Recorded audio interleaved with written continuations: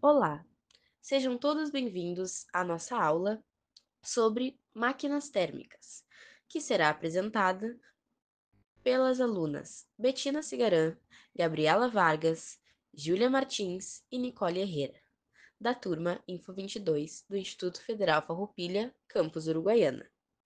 Aqui temos um pouco dos tópicos apresentados nessa aula.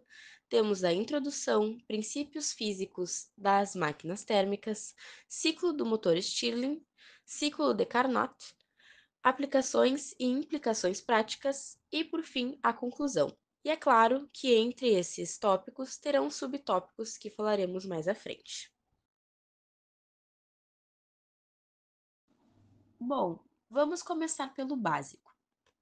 O que são máquinas térmicas? Bom, máquinas térmicas de forma bem simples são dispositivos que convertem energia térmica, ou seja, calor, em trabalho mecânico. Elas operam com base em ciclos termodinâmicos, onde um fluido de trabalho, podendo ser vapor, gás, ar, absorve calor de uma fonte quente, realiza o trabalho, como pode ser mover pistões, turbinas, podemos ver isso em vários exemplos, e libera calor para uma fonte fria, assim, recomeçando esse ciclo novamente. Temos como princípio fundamental dessas máquinas a lei da termodinâmica que vamos falar mais à frente. Ela estabelece a necessidade de uma diferença de temperatura para que haja a conversão do calor em trabalho. No caso, como eu tinha citado, ele converte a fonte quente na fonte fria, podendo ser feito em alguns momentos esse trabalho de forma reversa. Bom, agora pode parecer que seja uma ideia um pouco confusa, porém vamos ver na prática como que as máquinas térmicas convertem esse calor em trabalho mecânico. Aqui temos alguns exemplos de máquinas térmicas do nosso cotidiano. Primeiramente, o motor de combustão interna. Ele pode ser visto em carros, motos, caminhões. Como eles funcionam? Eles queimam combustível, podendo ser gasolina, diesel, etanol, vai depender de qual, nesse caso dos que eu citei, de qual automóvel será utilizado. Ele vai queimar esse combustível para gerar calor, que é convertido no movimento, assim fazendo esses automóveis funcionarem. Agora, temos um exemplo de que eu tinha citado, que esse trabalho é feito de forma reversa. Não é para o frio ficar quente, e sim o quente ficar frio. No caso das nossas geladeiras e ar-condicionados. Embora sejam dispositivos de refrigeração, eles operam com círculos termodinâmicos reversos. Eles transferem o calor para um ambiente frio, né? No caso, eles deixam aquele espaço gelado. E agora, só mais dois exemplos para concluirmos. No caso das usinas termoelétricas, elas utilizam o calor gerado pela queima de combustíveis fósseis, biomassas ou nuclear também, para produzir vapor. Esse vapor pode mover turbinas e gera eletricidade com o movimento dessas turbinas. E só mais um exemplo, as máquinas a vapor, que hoje em dia podem não parecer tão no nosso cotidiano, mas elas são revolucionárias para a nossa indústria, né? As máquinas a vapor antigamente eram utilizadas em trens e indústrias e ainda são aplicadas em algumas usinas e processos industriais. Até mesmo podemos ter um exemplo delas, que são utilizadas para o turismo aqui na região do sul, mais especificamente na Serra, com as Maria Fumaça. É um exemplo do nosso cotidiano aqui rio-grandense. E agora, um pequeno tópico sobre a relevância dessas máquinas para nós.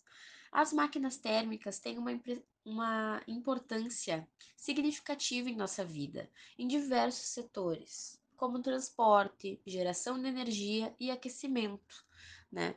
durante toda a sua história, desde lá do passado, quando elas começaram a ganhar destaque lá pelo século XVIII, até hoje, principalmente na parte industrial, no transporte, na movimentação ao redor do mundo.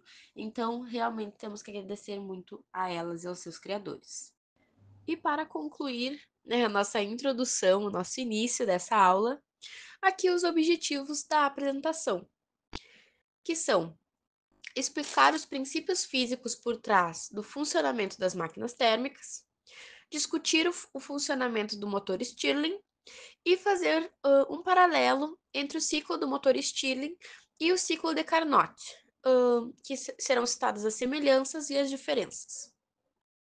Agora, começando com a nossa aula, os princípios físicos das máquinas térmicas.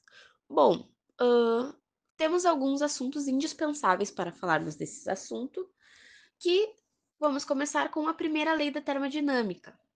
A primeira lei da termodinâmica, também conhecida como lei da conservação da energia, é um dos princípios fundamentais da física e da termodinâmica. Bom, ela estabelece que a energia não pode nem ser criada nem destruída.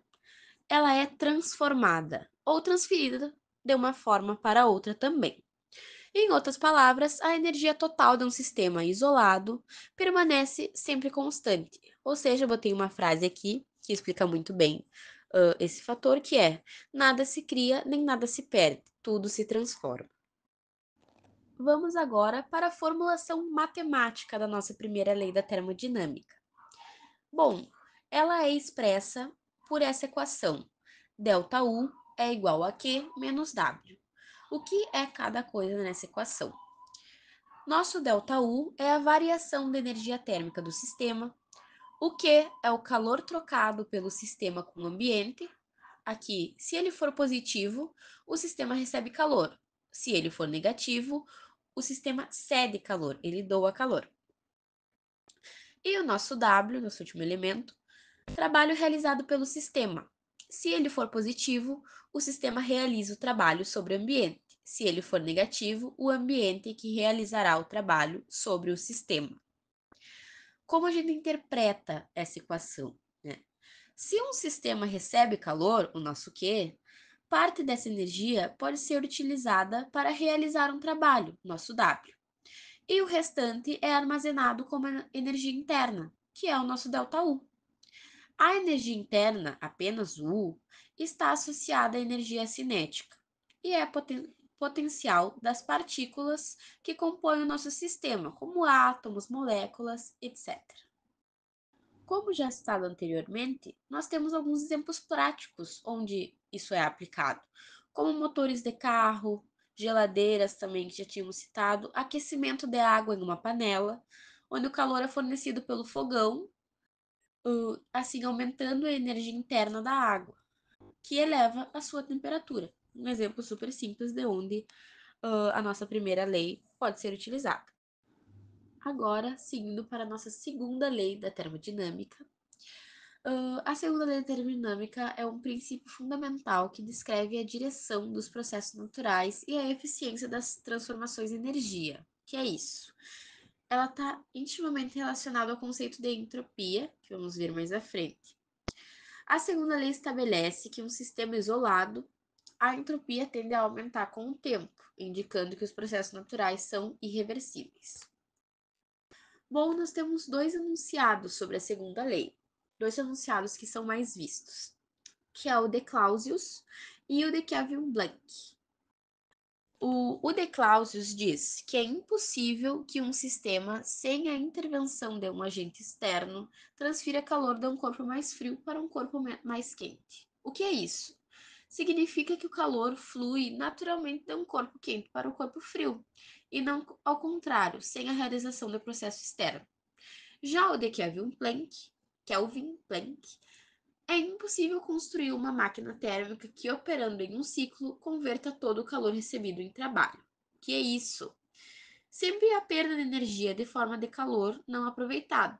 Ou seja, nenhuma máquina térmica é 100% eficaz. Nenhuma máquina térmica pode ter 100% de eficiência. Sobre a nossa entropia citada anteriormente. A segunda lei introduz o conceito de entropia, nosso S, que quantifica a desordem ou a irreversibilidade de um sistema. Em processos naturais, a entropia de um sistema isolado sempre aumenta ou permanece constante. Em processos ideais e reversíveis. Matematicamente, a variação da entropia é dada por ΔS, a nossa variação da entropia, é maior ou igual a zero. E temos que interpretar isso. Se a variação da entropia for maior que zero, o processo é irreversível, ou seja, a entropia aumenta. Se o ΔS for igual a zero, o processo é reversível, a entropia permanece constante. E a nossa segunda lei também tem algumas implicações. Temos três principais. A irreversibilidade dos processos naturais, que são processos como a difusão de gases, a queima de combustíveis ou até a mistura de líquidos, ocorrem em direção específica e não podem ser revertidos sem a aplicação de energia externa. Temos os limites da eficiência das máquinas térmicas, que é quando nenhuma máquina térmica pode converter todo o calor em trabalho útil. Parte desse calor é sempre dissipada para o ambiente. E a direção do tempo. A segunda lei está associada à seta do tempo, pois os processos naturais evoluem em uma direção que aumenta a entropia do universo. Olá, meu nome é Bettina e hoje eu vou falar sobre um pouco do que é o motor Stirling. Bom, o motor Stirling é uma máquina térmica que converte energia térmica em trabalho mecânico. Ele funciona através da compressão e expansão de um gás, o qual alterna entre altas e baixas temperaturas durante o seu ciclo de operação. O gás realiza trabalho mecânico ao passar por essas transformações térmicas, gerando movimento e produzindo energia. Bom, esse motor ele também é conhecido por sua alta eficiência energética, porque ele pode operar com uma ampla gama de fontes de calor, incluindo energias renováveis, como solar e biomassa, além de ser capaz de utilizar calor residual e até mesmo calor desperdiçado de processos industriais. Bom, falar um pouco sobre as características desse motor. Ele possui uma alta eficiência, porque ele pode alcançar níveis superiores a motores de combustão interna, devido à capacidade de operar com diferentes fontes de calor e aproveitar a diferença térmica.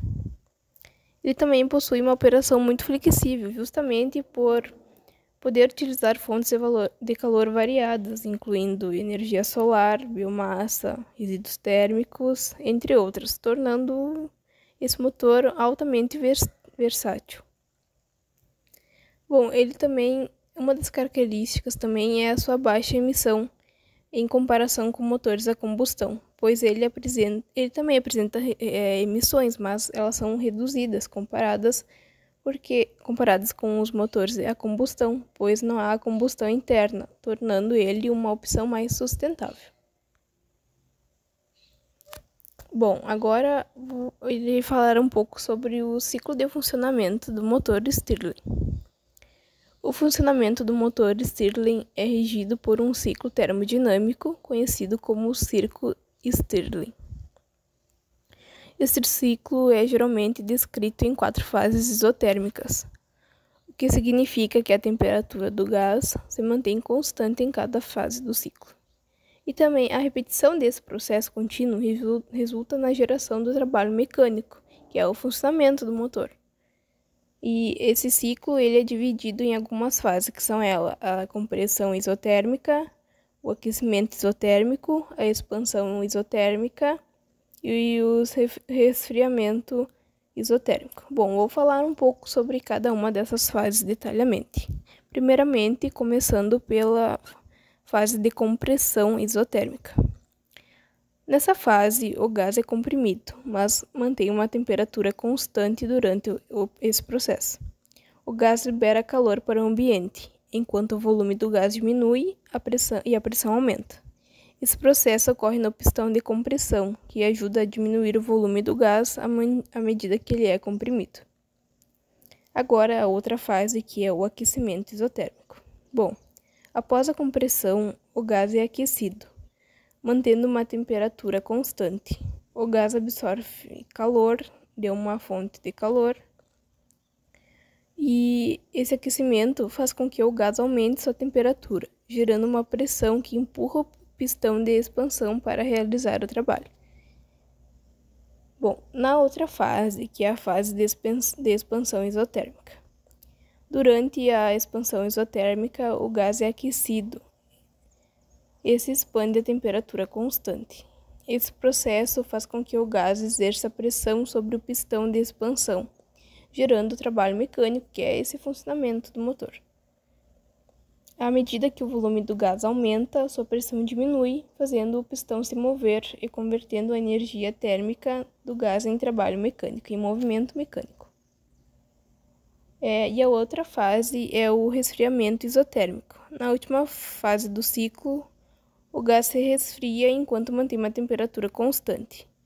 O calor é liberado para o ambiente ou uma fonte de resfriamento. Esse resfriamento ocorre no pistão de resfriamento a temperatura do gás, diminuindo a temperatura do gás e preparando-o para ser comprimido novamente, dando o início ao ciclo. E assim o motor repete esse ciclo várias vezes para o seu funcionamento. Oi, eu sou a Júlia e eu vim apresentar sobre o paralelo entre o ciclo do motor Stirling e o ciclo de Carnot. O ciclo de Carnot. O ciclo de Carnot é uma sequência de transformações termodinâmicas que tem como principal objetivo obter o máximo rendimento de uma máquina térmica operando entre duas fontes de calor, quente e fria. A máquina de Carnot é uma máquina térmica teórica que funciona com base no ciclo de Carnot, que seria que ela recebe o calor de um reservatório quente, transformando-o em trabalho, e o que sobra ela transfere para um reservatório frio. Ela é capaz de atingir o ápice do rendimento na conversão de calor em trabalho, não atingindo 100%, já que, para isso, ela teria que contestar a segunda lei da termodinâmica, já que ela dita as condições necessárias para transformar o calor em trabalho. E a terceira lei da termodinâmica, alcançando o zero absoluto. O seu ciclo funciona por meio do revezamento de compressão e expansão isotérmicas e adiabáticas, e é um ciclo reversível que funciona por meio de duas transformações gasosas que se alteram em 4 etapas, independentemente da substância empregada. Essas etapas são a expansão isotérmica, que é um processo em que a temperatura é constante. Ela caracteriza-se pelo sistema que realiza trabalho e ganha uma quantidade de calor da fonte quente. A expansão adiabática, que é um processo em que não há trocas de calor com o meio externo. Ela se caracteriza-se por não ocorrer troca de calor com fontes térmicas, contudo, ocorre realização de trabalho pelo gás, diminuindo a sua energia interna e gerando decréscimos em sua temperatura. A compressão isotérmica caracteriza-se pelo gás adquirir trabalho e doar uma quantidade de calor à fonte fria. E por último, a compressão adiabática, que caracteriza-se por não ocorrer troca de calor com as fontes térmicas, contudo, temos o aquecimento do gás até que atinja a mesma temperatura da fonte quente, e assim se posto em contato com ela. Com isso, concluindo o ciclo. Agora, eu vou falar um pouco sobre as semelhanças entre o ciclo Stirling e o ciclo de Carnot. Ambos os ciclos usam 2 processos isotérmicos. Nos 2 ciclos, o calor é transferido do ambiente para o sistema durante a expansão isotérmica e do sistema para o ambiente durante a compressão isotérmica. E, por fim, possuem objetivos em comuns, que seria visar converter um calor em trabalho mecânico de forma eficiente. Para finalizar a minha fala, eu vou falar um pouco sobre as diferenças entre o ciclo Stirling e o ciclo de Carnot. O ciclo de Carnot é apenas um modelo idealizado, diferente do motor Stirling, que é uma máquina real que pode ser utilizada. Por conta disso, tem eficiência menor devido a perdas inevitáveis, como o atrito, resistência térmica, entre outros. O motor Stirling não realiza processos adiabáticos ideais como o ciclo de Carnot. Em vez disso, ele tenta minimizar as trocas de calor durante a compressão e a expansão, mas sempre há um grau de troca térmica entre os dois. Olá, eu sou a Gabriela Vargas, da Info22, e hoje eu vou falar sobre aplicações e implicações práticas no uso do motor Stirling. O motor do ciclo de Stirling tem várias aplicações em diferentes áreas. Uma das principais é na geração de energia elétrica, onde ele aciona geradores para produzir eletricidade de forma eficiente e sustentável. Também é usado em sistemas de refrigeração que não precisam de gases refrigerantes nocivos. Outras utilizações incluem acionar bombas de água, propulsão de veículos e geração de energia solar, e o motor é uma alternativa viável e sustentável para converter energia térmica em energia mecânica. Agora vou falar de algumas limitações e melhorias. Apesar de ser eficiente, o motor Stirling enfrenta problemas com seu alto custo de produção. Um sistema difícil de controlar e possui uma necessidade de diferencial de temperatura significativo. Com a criação de inovações no design e no uso de materiais, pode-se ocorrer melhorias na eficiência e na aplicabilidade dos motores Stirling. Em resumo, máquinas térmicas convertem energia térmica em trabalho, mas com limitações impostas pela termodinâmica. O motor Stirling é um exemplo de máquina térmica que segue princípios semelhantes ao ciclo de Carnot, com processos isotérmicos de compressão e expansão. Embora o ciclo de Carnot seja ideal, ele nos ajuda a entender o máximo de eficiência que uma máquina térmica pode alcançar, mesmo não existindo. E o motor Stirling, sendo real, enfrenta perdas, mas ainda é uma opção eficiente e promissora, com diversas aplicações práticas. Em encerramento, o estudo das máquinas térmicas e ciclos ideais como o de Carnot continua sendo fundamental para o desenvolvimento de tecnologias enérgicas mais eficientes e sustentáveis.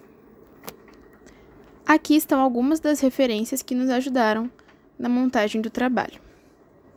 Obrigada pela atenção. Essa foi a nossa videoaula sobre máquinas térmicas.